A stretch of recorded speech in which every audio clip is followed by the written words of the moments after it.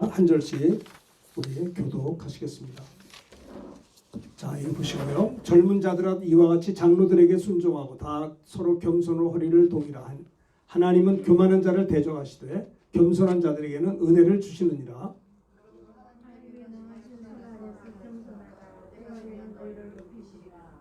너희 염려를 다 주께 맡기라. 이는 그가 너희를 돌보심이라.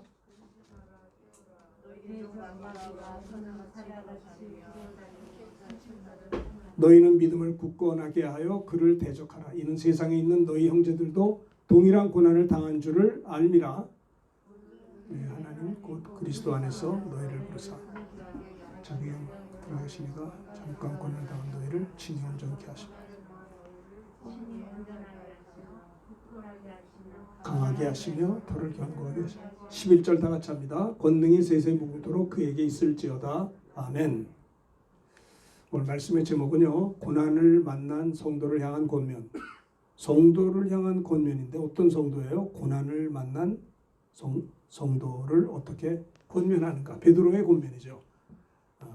참 베드로 당시는 초대교회입니다. 초대교회는 초대교회가 세워진 것은 120문도들이 오순절 마가다락방에서 성령을 받았죠.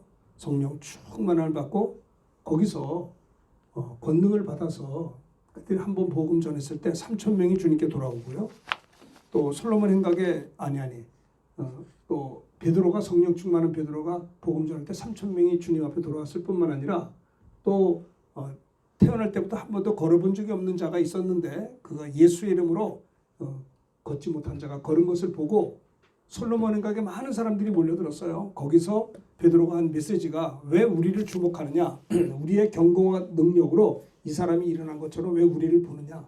너희가 십자가에 못 박아 죽인 예수를 우리 하나님이 살리셨고 그 예수의 이름으로 이 사람이 온전하게 되었느니라 하면서 그 안전뱅이가 일어난 광경을 보고 많은 5,000명이 모여들었거든요. 솔로몬 행각에. 거기서 베드로는 그 기회를 놓치지 않고 복음을 증거할 때 사도행전 4장 4절에 보면 5,000명이 예수를 믿었다 그랬어요. 초대교회는 참 좋았겠어요. 빨리 부흥해서. 그냥 3,000명이 예수 믿고 5,000명이 예수 믿고.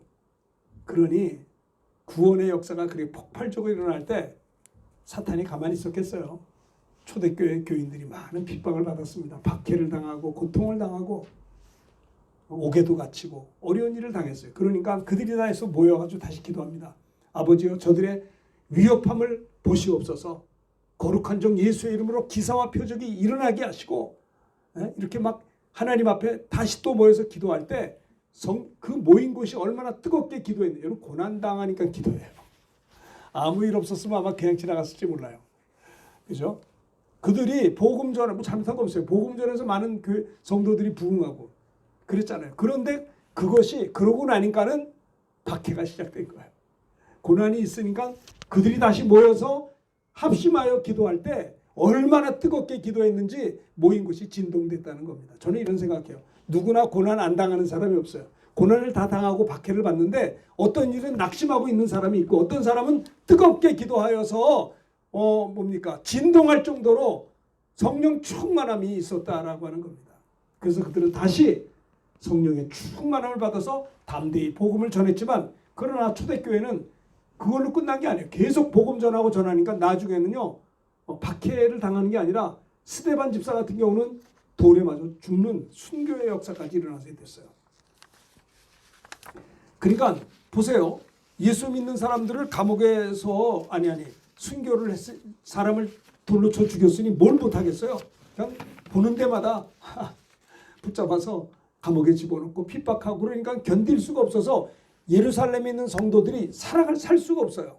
그러니까 다른 데로 이사간 거예요. 예루살렘에서 유대 땅으로 사마리아로 흩어지게 된 겁니다. 사도행전 8장에 보면 빌립 집사가 예루살렘에 있다가 박해로 사마리아로 내려가서 복음을 전해서 거기서 사마리아 사람들이 또 많이 예수를 믿게 되었어요.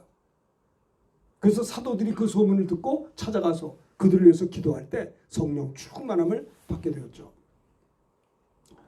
그리고 또 계속 교회가 부흥하니까 야고보 사도가 헤로당에게 목배임을 당하고 계속해서 어떻게 보면 기독교는 고난의 발자취가 계속되는 것을 볼 수가 있어요. 베드로도 역시 순교를 당했습니다. 로마의 네로 왕 시대에 그런 순교를 당했어요. AD 66년경인가요? 그러니까 베드로 전서 후서는 사실은 베드로가 순교당하기 직전에 종말론적 신앙을 가지고 유언적 메시지를 한 것입니다. 그래서 예수 믿는 사람들이 많은 고난을 겪었다라는 거예요. 그래서 고난을 만난 성도들을 향해서 베드로가 이 베드로 전서와 후서를 기록한 것이에요. 어떻게 고난을 당할 때 우리가 어떻게 해야 되는가? 고난은 여러 가지 종류가 있는 것 같아요. 하나님이 주시는 고난도 있어요. 훈련하는 겁니다. 테스트. 하나님이 주시는 연단, 시험 이런 것들은 잘 통과하면 더 큰 축복을 받아요. 독자 이삭을 바치라.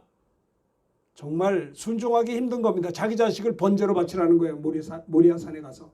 즉각 순종할 때, 그리고 자기 아들을 모리아산에서 칼을 들어서 죽이려고 할 때 하나님이 아브라함을 부릅니다. 아브라함아, 멈춰라. 내가 이제야 내가 나를 사랑하는 줄 알았노라. 하나님은 전지전능하세요. 다 알고 계신데 그가 순종할 때 내가 이제 너를 인정한다는 거예요. 하나님께 인정받는 방법은요, 말씀 앞에 그냥 순종하는 거예요.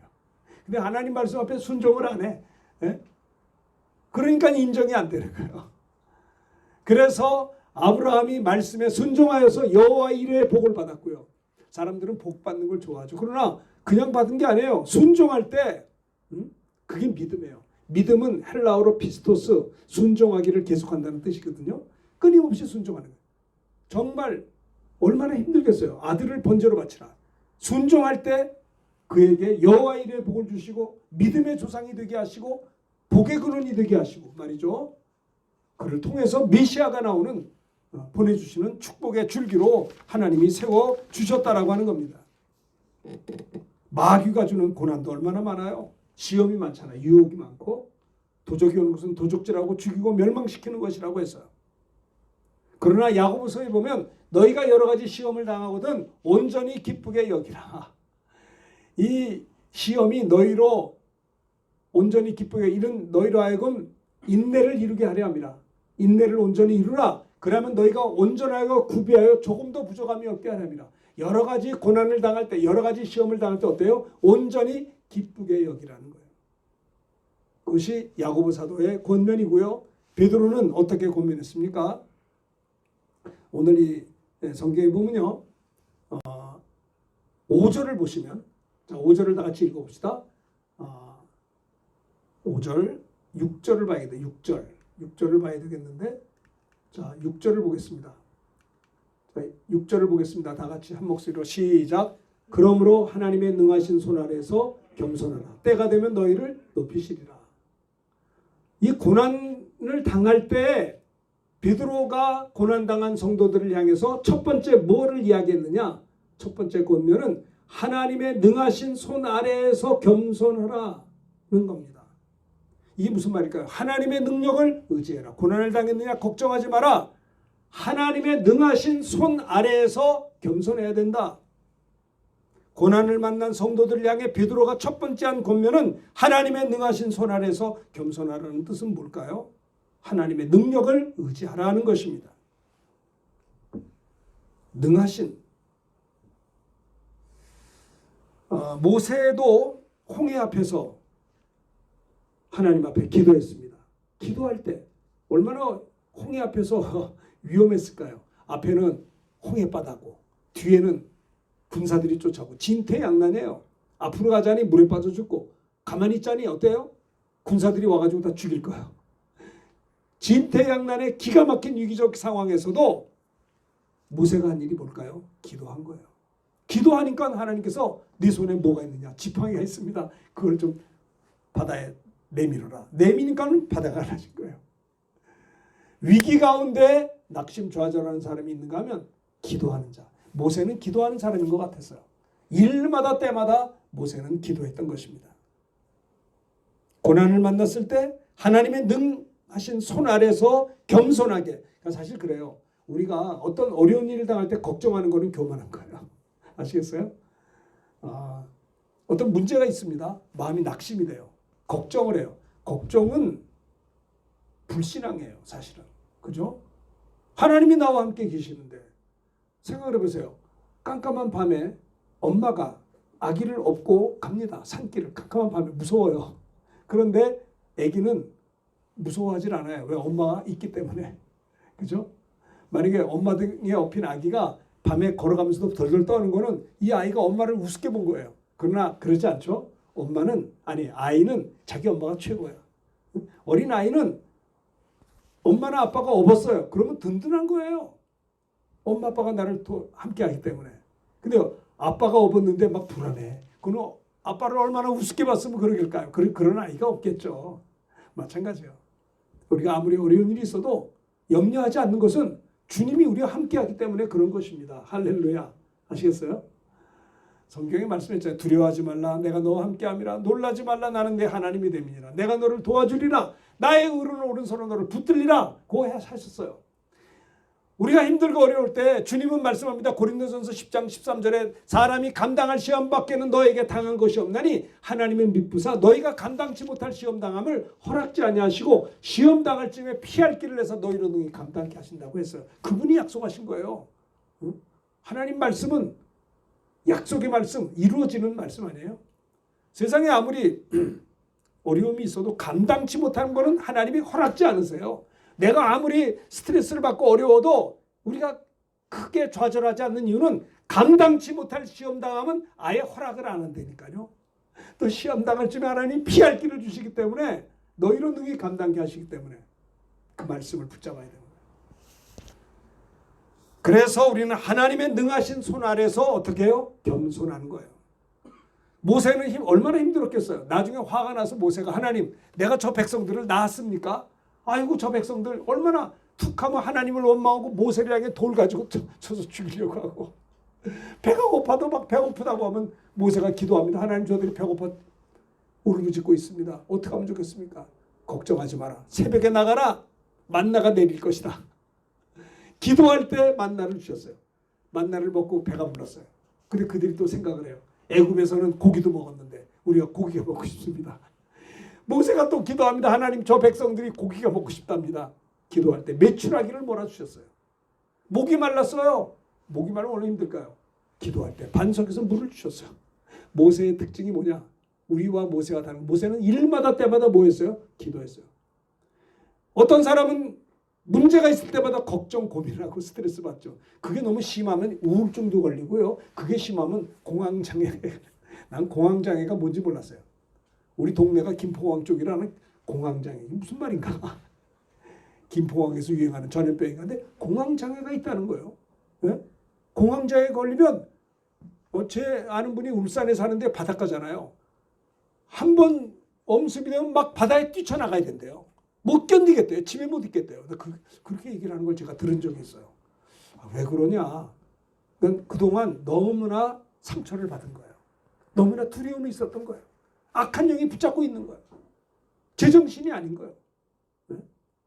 그래서 어떤 사람들은 막 여러분 이게 심각한 겁니다. 코로나로 죽는 거는 요즘 5명, 6명 죽더라고요. 제 말이 틀린가요? 맞는가 모르겠네. 하루에 5명, 6명 코로나로 죽어요. 그렇죠? 신문에 그렇게 나더라고요. 텔레비에서. 자살로 죽는 사람이 몇 명인 줄 아세요? 하루에? 36명이에요. 36명이 자살해서 죽는다는 거는 그게 남녀노소를 막론하고 좌절하고 상처 아픔이 공황장애의 아주 마지막 단계로 죽어요. 죽는 거예요. 이건 완전히. 못 견디는 거예요. 왜 그럴까요? 그들이 그렇게 죽으면 천국 갈까요? 나는 이해가 안 돼요. 여러분 똑같은 문제 없는 사람이 어디 있고 고난이 없는 사람이 어디 있겠습니까마는 고난이 있을 때 모세는 기도했어요. 주여 진퇴양난입니다. 군사들이 쳐와서 우리를 죽이려고 합니다. 앞에는 홍해바다에 갈 데가 없어요. 기도했더니 모세야 내 손에 뭐가 있냐? 지팡이 또 내려라. 내렸더니 갈라지는 거예요. 배고픕니다. 기도했더니 만나를 주시고 메추라기를 주시고 반석에 물을 주시고 일마다 때마다 저들이 불 빼면 물려서 좀 죽어가고 있습니다. 살려달라고 지금 왜 그러냐? 장대에다 구리병을 갖고 나가서 이걸 바라보는 자는 살리라. 모세가 참 힘들었지만은 그래도 끝까지 그가 하나님 나라에 가는 그날까지 사명을 감당했던 이유는 뭐냐? 기도예요. 기도밖에 없는 거예요. 기도했기 때문에 그는요 모든 문제를 해결할 수. 사업할 때 얼마나 힘드세요? 정말 뭐 복병들이 있잖아요. 잘 나가다 삐걱거리고 많잖아요. 그럴 때 역경 때 여러분 어떻게 할 거예요? 누가 날 도와주지? 전능하신 하나님 앞에 무릎을 꿇으십시오. 사실 그렇습니다. 고난이 있으니까 기도하게 되더라고요. 만약에 고난이 없다라면 우리는 방자하게 행하지 않았겠나 싶어요. 베드로는 복음을 위해서 순교를 당했지만 순교당하기 바로 직전에 종말론적 신앙을 가지고 베드로 전서 후서를 통해서 고난을 만난 성도들을 향해 권면하고 있는 거예요. 걱정하지 마라. 너에게 고난이 있느냐? 하나님의 전능하신 손 아래서 겸손하게 하나님 바라보라는 것이에요. 이거는 뭐예요? 너 힘을 의지하지 말고 하나님의 능력을 의지하라는 겁니다. 내가 힘듭니까? 하나님을 의지하라는 거예요. 내가 병들었어요. 물론 의사에게 가야죠. 그러나 의사 중에 의사가 하나님이십니다. 여호와 라파, 하나님은 치료하는 하나님이세요. 하나님이여 나를 치료하여 주옵소서. 내가 이렇습니다. 난 예전에 미얀마에 한인교회 있을 때 어떤 미얀마 선교사님 그러더라고요. 목사님, 눈을 만드시니까 눈을 못 고치겠어요. 아이고 막 고치죠. 그분은 기도할 때 그래요. 눈을 만드신 하나님이 눈을 고쳐주시옵소서. 우리의 귀를 만드신 하나님 귀를 고쳐주시오. 맞아요. 아니 만들기도 했는데 못 고치겠어요. 자동차를 만든 포드 공장의 포드 회장님이 아니 자동차를 만들기도 했는데 그 고장난 자동차 못 고치겠어요. 만들기도 하나님이 우리를 창조하셨는데 우리 육신을 왜 못 고치겠냐 말이에요. 우리 육신의 병도 고치시고요. 우리의 상처난 마음의 병도 고쳐주시고 내 죄악 영혼의 병도 고쳐주시기 위해서 예수님이 십자가에 피 흘려주신 것입니다. 그 피가 우리의 모든 죄를 씻어주시고 그 피가 우리에게 평화를 주시고요. 그 십자가 보혈로 우리의 모든 병을 그가 채찍에 맞음으로 우리가 나음을 얻게 된 것입니다. 예수님은 부유하신 분인데 그는 친히 가난하게 오셔서 우리의 가난을 짊어지셨어요. 우리가 부자 되려고 예수 믿는 건 아니지만 잘 보세요. 예수 믿는 사람은 부유할 권리가 있는 거 아세요? 주님은 부유하신 분이지만 우리의 가난을 짊어지시고 주님이 가난하게 오신 거예요. 십자가에 못 박혀 피 흘려 우리의 죄를 짊어지시고 허물과 근심 걱정, 질병, 연약함, 가난도 짊어졌어요. 그래서 예수 안에는 부유함이 있는 것이에요. 신기하죠. 우리나라가 5,000년, 6,000년 역사라고 합니다. 기독교가 들어온 지 137년밖에 되지 않아요. 생각을 해보세요. 우리나라는 불교, 유교 그렇습니다. 뭐 샤머니즘 그랬어요. 뭐 다 다른 나라도 비슷하죠. 그런 거죠. 기독교가 들어온 지 137년 만에 우리나라는요. 세계 10대 경제 대국이 되었어요. 300년 전에 이 원주민의 땅 미국에 복음이 들어왔을 때 미국은 최강대국이 되었어요. 복음이 영국에 들어왔을 때 영국은 대영제국이 되었어요. 복음이 유럽에 들어갈 때 프랑스가 독일이 이탈리아 다 여러분 오늘날의 선진국이 뭔지 아세요? 과거에 기독교가 한번 문화가 꽃피었던 나라가 뭡니까? 선진국이에요.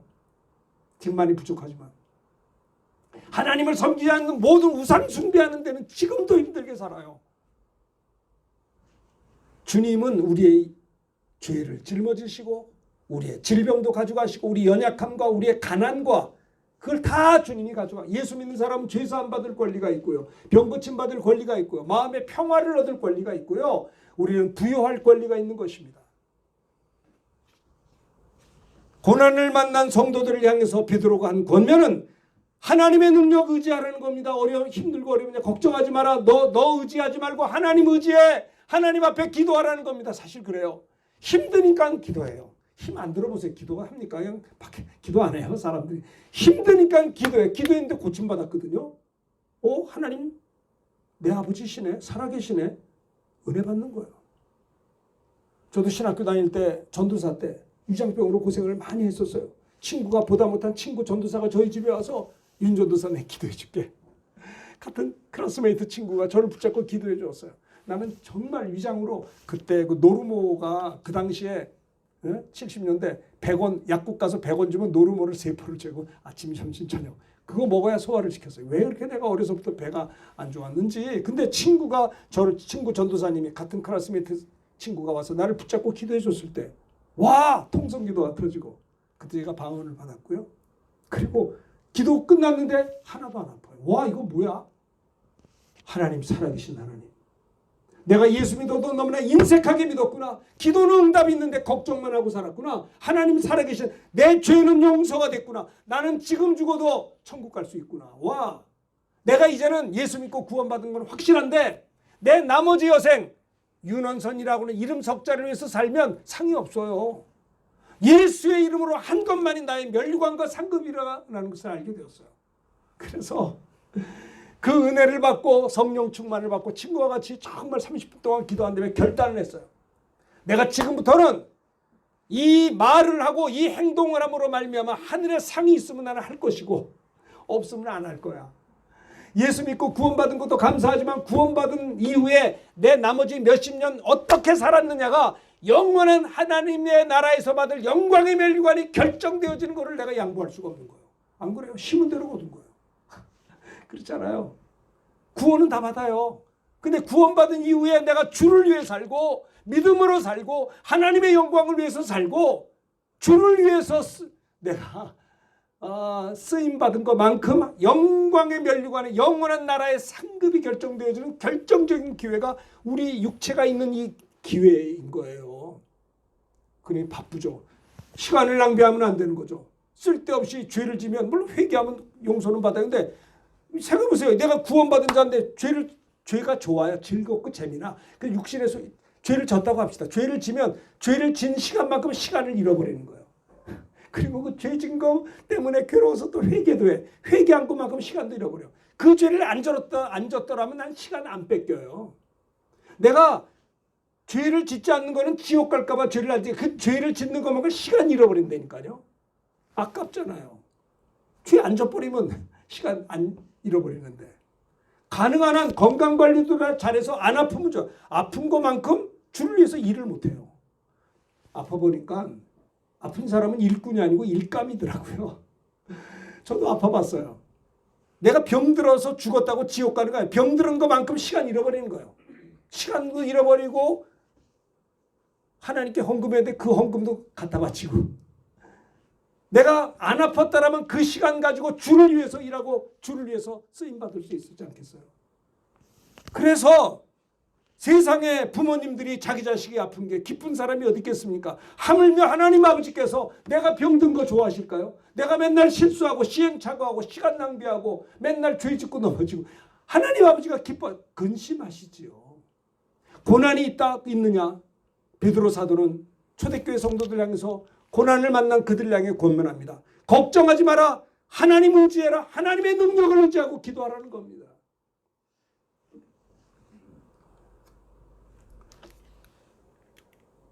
자, 보면 겸손할 것을 얘기하죠. 아무래든지 다툼이나 허용을 하지 말고 오직 겸손한 마음으로 각각 자기보다 남을 낮게 여기라. 겸손을 이야기해요. 겸손이 뭡니까? 하나님 아니면 난 안 됩니다. 하나님 아니면 난 할 수 없습니다. 그게 겸손이에요. 늘 하나님 의지하는 겁니다. 겸손한 마음으로 자기보다 남을 낮게 여길 것을 이야기합니다. 역대하도 보면 오직 주만 바라보나이다.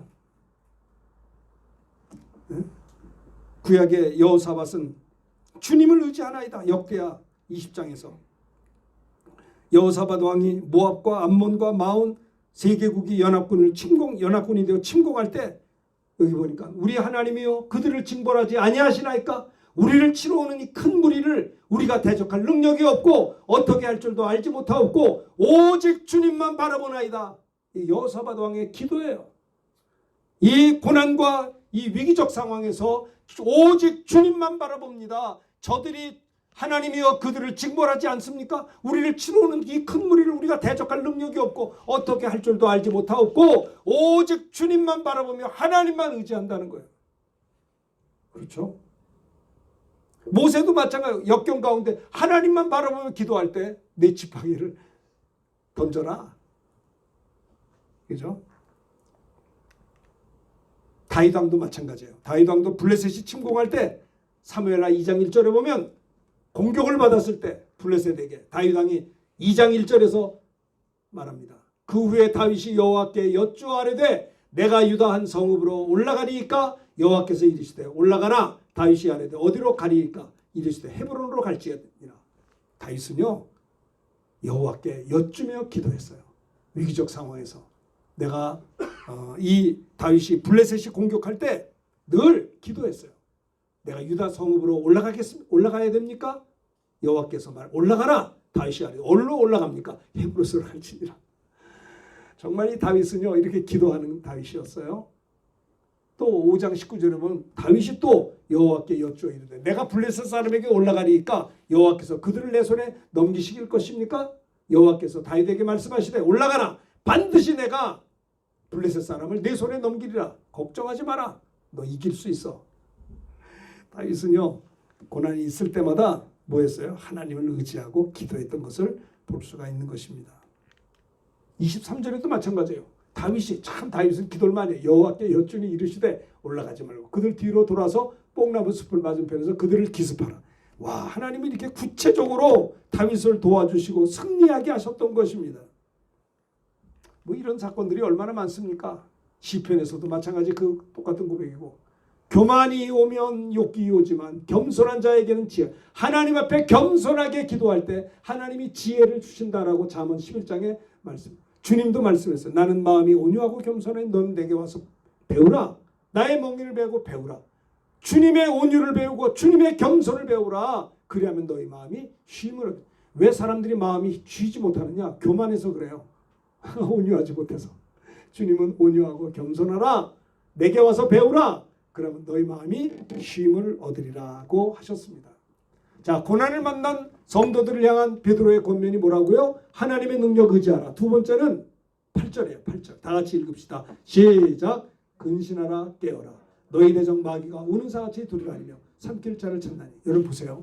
저는 요즘에 유튜브에서 악어하고 사자 싸우는 게 재밌더라고요. 그걸 많이 봤는데 사자도 이게 턱이 세요. 사자도 세고 악어도 쫙 해서 팍 하면 한번 물면 끝나는 거예요. 그러니까 어떤 표범인가 이렇게 치타가 물을 막 먹는데 이게 악어가 와가지고 입을 쩍 벌려서 얼마나 빨리 와서 팍 하니까는 치타가 이 표범 비슷한 게 여기 목덜미를 물려가지고 꼼짝을 못해. 그러니까 악어가 이게 턱에 힘이 세대요. 물어가지고 물속으로 들어가. 물속으로 들어가면 죽죠. 익사해서. 그래서 사냥하는 거예요. 그런 것이 있는가 하면 어떤 사자는 이러고 있다가 뭡니까? 악어들이 이렇게 놀고 있는데 아니 악어가 조금 올라오는데 악어의 이 뒷뜰을 또 사자 큰 이빨로 물어버려요. 이게 악어가 꼼짝을 못해. 한번 물리니까 방법이 없어요. 그러니까 사자의 이빨이 대단하고 그러니까 누가 빨리 무느냐가 이기는 거예요. 보니까 아이고 참 그걸 많이 봤어요. 사자하고 악어하고 싸우는 거. 또 사자들도 코뿔소라든가 이런 또 싸우듯 해요. 얼룩말들을 많이 잡아먹더라고요. 사자들이. 말이 얼마나 빨라요. 막 빠르죠. 왜 빨리 뛰어요? 살려고 뛰는 거예요. 잡히면 죽으니까. 사자도 뛰어요. 왜 뛰어요? 저거 안 먹으면 내가 굶어 죽어요. 어떤 사자는 우는데요. 울으면 소리가 크답니다. 사자는 언제 우느냐? 배고플 때 운대요. 배고플 때. 배가 고파서 엉엉 운대요. 어떤 사자는 일주일 동안 사냥을 못 해가지고 일주일 굶었어. 이제 굶어 죽을 판이요. 그러니까는 딱 봤는데 얼룩말이 왔어요. 사자가 생각했어요. 내가 일주일 굶었는데 저는 저 얼룩말을 내가 기어이 목덜미를 잡아서 죽여야 내가 사는 거예요. 먹어야 살 거 아니요. 굶으면 죽잖아요. 얼룩말이 딱 보니까 웬 사자가 큰 사자가 덤벼들어. 그러니까 이 얼룩말은 잡히면 죽는 거예요. 얼룩말도 뛰고 사자도 뛰어요. 왜 뛰어요? 하나는 다 살려고 뛰는 거예요. 얼룩말은 안 잡히면 살잖아요. 그러니까 안 잡히려고 막 뛰고. 말이 굉장히 빠르죠. 사자는 일주일 굶었어요. 내가 저거 못 잡으면 죽어. 그는 저걸 잡아야 내가 살아요. 둘 다 살려고 뛰어요. 참 정글의 세계는 무섭더라고요. 베드로는 상처가 많아요. 예수님의 수제자였는데 그만 깨어 기도하지 못하고 시험 들어서 예수님이 가장 위기적 상황에서 십자가를 지실 때 주님을 부인했어요. 큰 소리 쳤던 베드로가 부인만 했어요. 예수님을 저주도 했어요. 그리고 그가 닭이 울 때 통곡하고 울었어요. 내가 이것밖에 안 되는구나. 그래서 하나님께서는 그래도 그런 주님을 부인했던 베드로를 버리지 않고 주님은 제자들을 사랑하되 끝까지 사랑해줘요. 형편없는 제자들을 버리지 않아요. 넘어졌어도 그렇게 사랑해주세요. 나는 주님을 사랑해. 왜 사랑하냐? 나는요, 내가 나를 볼 때 싫을 때가 많아요. 마음에 안 들 때도 많아요. 그런데 주님은 내가 나를 포기하고 싶을 때도 주님은 나를 포기 안 하시더라고. 나는 내가 나를 볼 때 미안하지만 용서하지 못할 때도 있어요. 근데 주님은 나를 용서해 주시더라고요. 나는 어떤 때는 내가 나를 볼 때 대견할 때도 있지만 어떤 때는 내가 나를 볼 때 사랑이 안 될 때가 있어요. 사랑하기가 싫어요. 그런데 주님은 그래요. 내가 지금도 너를 사랑하는데 너는 왜 너를 사랑하지 않니? 주님은 우리를 사랑하되 베드로를 사랑하되 끝까지 사랑하셔서 부활의 주님이 옛날로 돌아간 베드로 디베라 바닷가에 찾아가서 요한의 아들 시몬아 내가 나를 사랑하느냐? 그래서 회복이 됐어요. 그리고 부활의 주님 만나서 승천하는 것도 보고 성령 받고 권능 받아서 주님의 사도가 됐잖아요. 그가 권능 받아서 3,000명 5,000명을 전도해서 하나님의 쓰임받는 능력 있는 일꾼이었지만 그는 상처가 있는 사람이에요. 내가 과거에 주님을 부인한 사람이야. 그래서 그는요 성도들을 향해서 내가 마귀에게 과거 너무 속았거든. 너희는 속지 마라. 근신하라 깨어라. 너희 대적 마귀가 우는 사자와 같이 두루다니며 삼킬 자를 찾네. 원래 많은 사람들이 마귀가 눈에 안 보이거든요. 그러니까 없다고 생각해. 그렇습니까? 여러분 마귀는 지금도 돌아다녀요. 언제 없어지냐? 주님 재림하면 그때 지옥 가요. 아직 주님 재림하지 않았기 때문에 마귀는 두루다니며 뭐해요? 삼킬 자를 찾는다는 거예요. 그러니까 우리가 뭐 해야 돼요? 영적으로 깨어 있어야 됩니다. 근신하고 깨어 있어야 되는 거예요. 근신이 네포, 헬라어로 네포라고 그래요. 베드로는 여러분들이요 고난을 당했습니까? 근신하고 깨어 있어야 됩니다. 영적으로 잠자면 안 됩니다. 영적인 잠을 잔 누구요? 삼손은 말입니다. 예? 들릴라에게 아주 쾌락에 즐거워서 무릎을 베고 살다가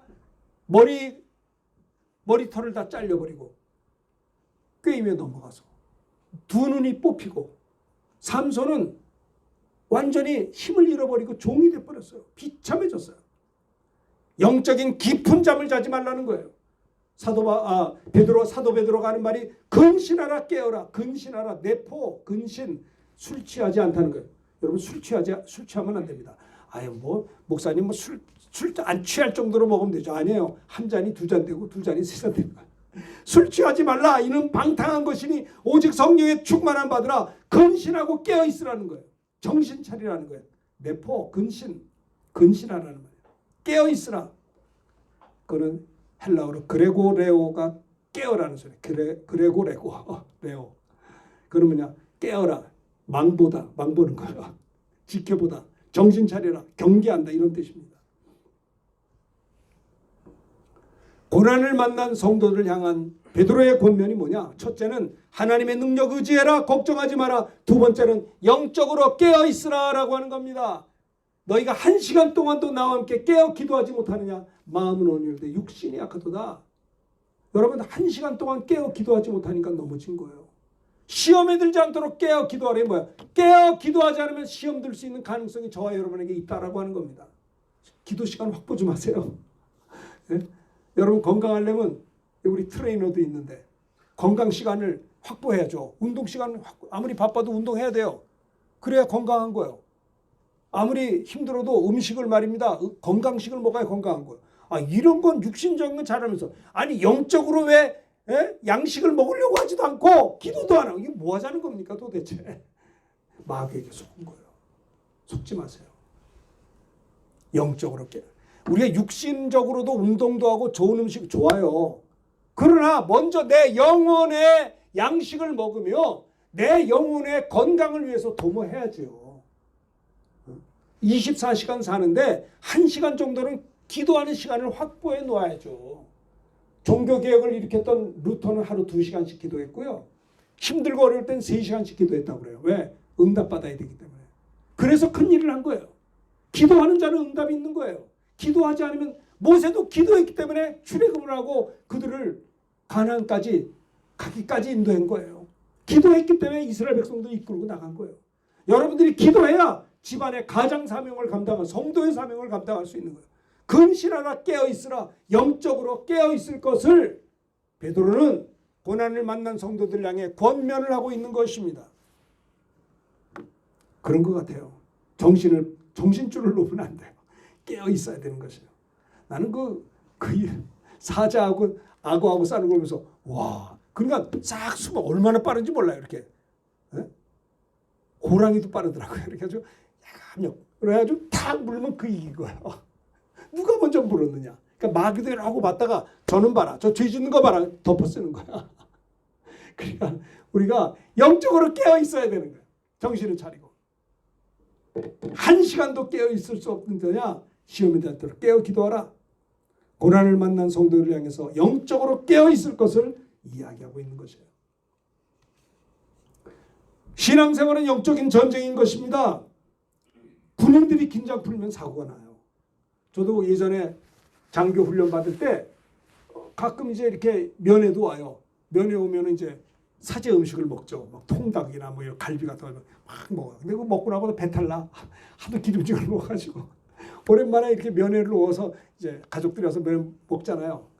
그러면 너무 많이 먹어. 하도 군대밥만 먹는데 너무 기름지게 좋아서 막 먹는단 말이에요. 그럼 배가 아파. 아이고. 그러고 난 다음에 이제 면회 끝나고 이제 들어와요. 들어오면 한 새벽 한 1시쯤 되면 비상이 걸려. 비상이 걸어가지고 팬티바람에 집합 그럼 집합하는 거야. 자다 말고 놀래. 그 뭐야? 집합. 왜냐? 오늘 면회했기 때문에 긴장 풀어졌다는 거예요. 긴장 풀어진 상태에서 훈련 받으면 사고 나거든요. 그러니까 면회가 왔다 하면 그날 밤은 잠을 못 자. 가족들하고 만나서 좋긴 좋은데 그날은 자다 깨는 거예요. 연병장을 계속 돌려요. 그걸 돌리면서 아유 왜 이렇게 오늘 좋은 일 보고 잠 좀 자야 되는데 뺑뺑이 도는 거예요. 그러면서 당신들은 민간이 아니고 이 나라 지킬 군이냐라는 걸 가르쳐 주는 거예요. 군인은 긴장을 풀면 넘어지게 돼 있는 거예요. 사고가 나게 돼 있는 거예요.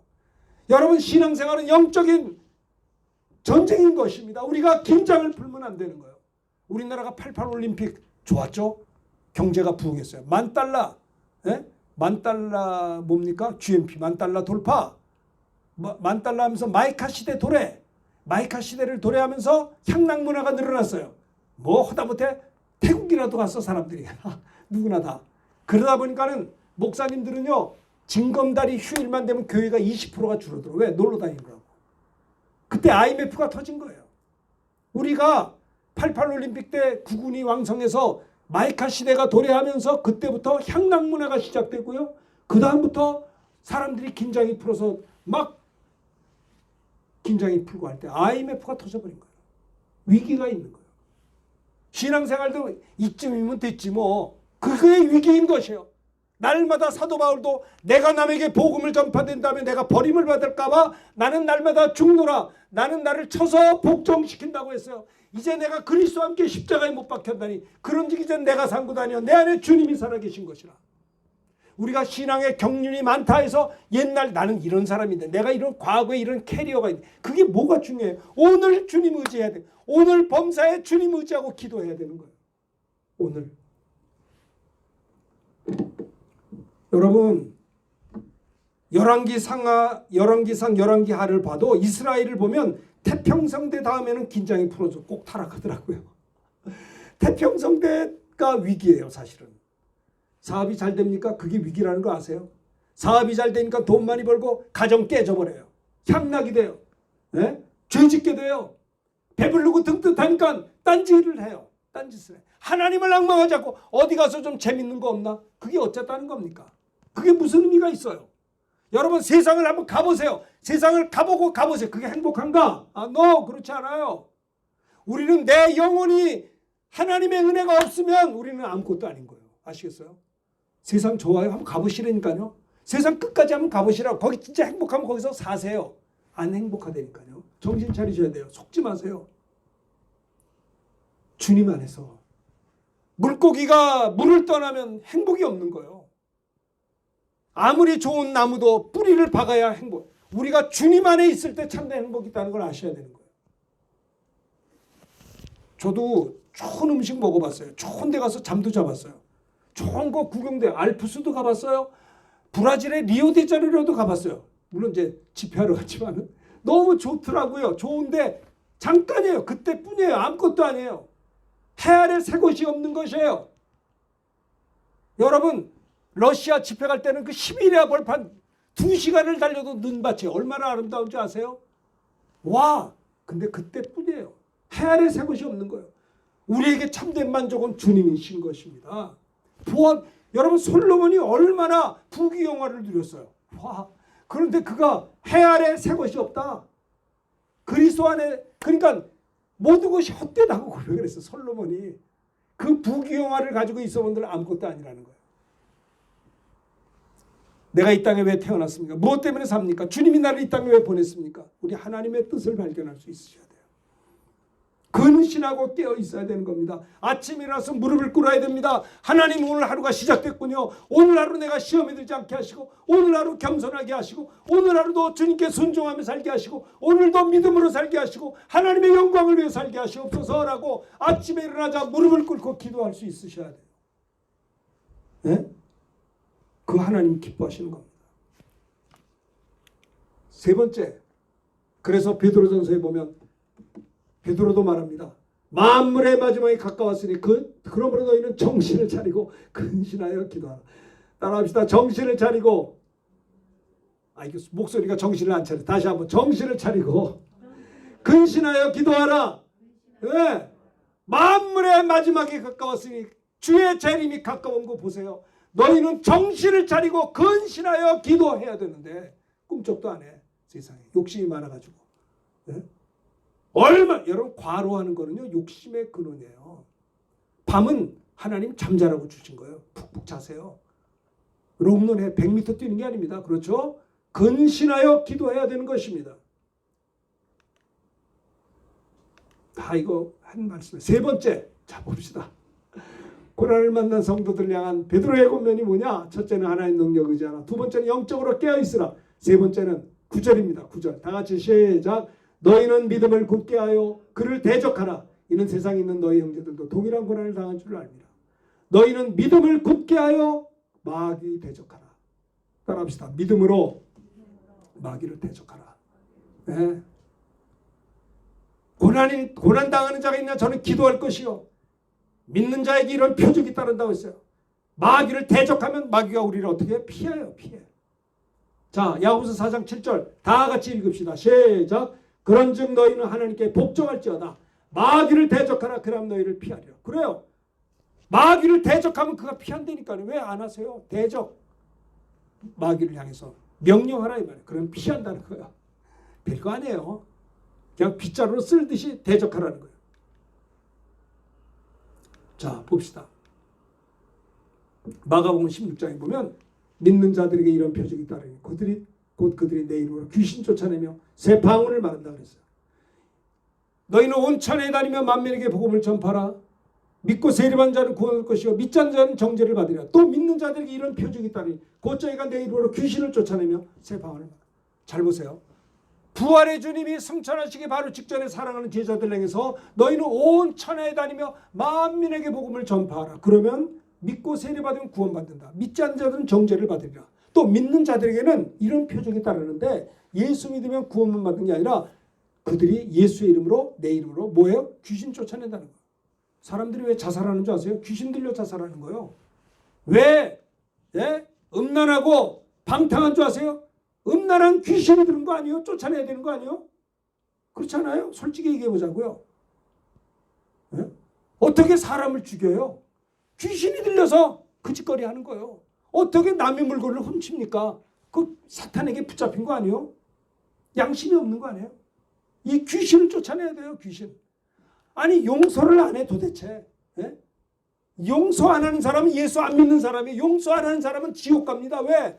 생각을 해보세요. 예배 시간에도 용서가 없는 건 예배를 안 받으세요. 우리가 우리에게 죄 진 자를 사한 거죠. 우리 죄를 사해 주옵시고. 내가 주님께 십자가의 피로 내 죄 용서받은 게 1만 달란트 큰 용서받았는데 저 친구가 나한테 지은 죄는 조금밖에 안 돼. 아니 이런 큰 용서받는데 왜 용서를 못해요? 내가 용서받은 적이 없기 때문에 용서를 못하는 거예요. 용서 못 받았으면 지옥 가야 되는 거예요. 아시겠어요? 심각한 겁니다. 내가 저 형제를 사랑하는 거는 스케일이 커서 사랑하는 게 아니라 주님의 사랑을 받았기 때문에 그 사랑 주는 거예요. 아시겠어요? 주님이 내 안에 계시기 때문에 예수의 이름으로 귀신을 쫓으라는 거예요.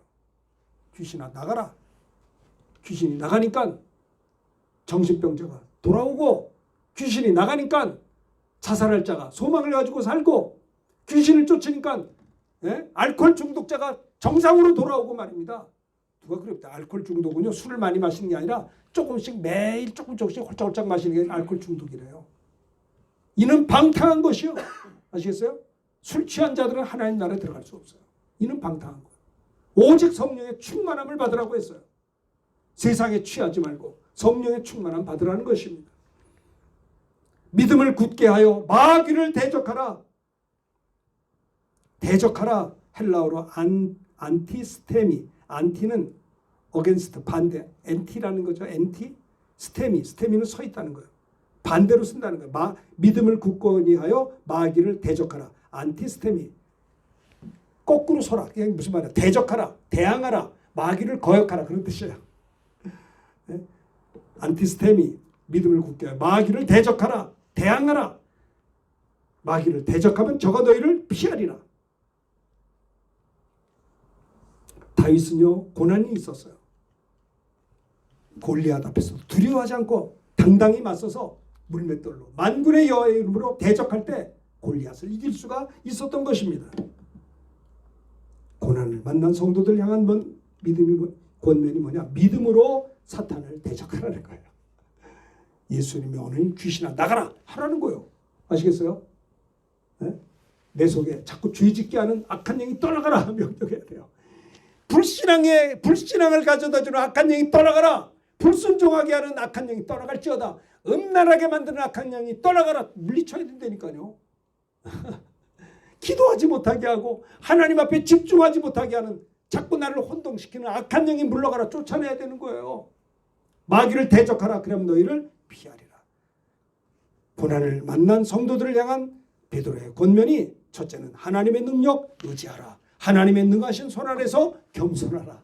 두 번째는 뭐예요? 근신하고 깨어있으라. 영적으로 깨어있어야 된다는 거예요. 깨어있는 자는 이겨요.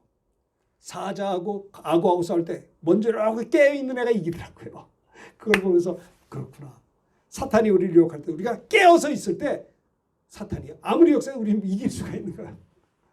세 번째는 믿음을 굳건히 하여 마귀를 대적하라. 믿음으로 물리쳐라. 마귀를 이겨라. 예수의 이름으로 귀신을 쫓아내며, 얼마나 감사해요. 이건 주님의 약속이에요. 예수의 이름으로 귀신아 나가. 그럼 나가는 거예요. 점치는 귀신이 있어요. 그걸 점치는 귀신을 쫓았더니 그 여자가 점을 못 쳐. 그러니까는 그 주인이 바울을 멱살을 잡고 감옥에 집어넣었어요. 사도 바울은 점치는 귀신 들린 여자 속에 귀신을 쫓아내니까 이 여인이 점을 못 치니까 돈을 못 보내. 그 멱살을 잡아서 감옥에 들어갔어요. 그래도 하나님은 그를 건져주셨어요. 귀신 들려가지고 점쟁이 노릇하고 말입니다. 이게 말이 되는 거예요. 귀신 역사예요. 다 쫓아내야 되는 거예요. 하나님 앞에 기도해야죠. 그렇지 않겠어요? 새 방울을 말하며 뱀을 집어올며 무슨 독을 마실지라도 해를 받지 아니하고 병든 자에게 손을 얹은 즉 나으리라 하시더라. 믿음으로 마귀를 대적하고 승리할 것을 이야기하고 있는 것입니다. 오늘 시간에 이 말씀 드린 걸 기억하면서 우리 찬송가 348장 우리 찬송 부르면서 이 말씀 드린 걸 기억하면서 우리 힘있게 고난 만난 성도를 향한 권면 세 가지 기억하면서 찬송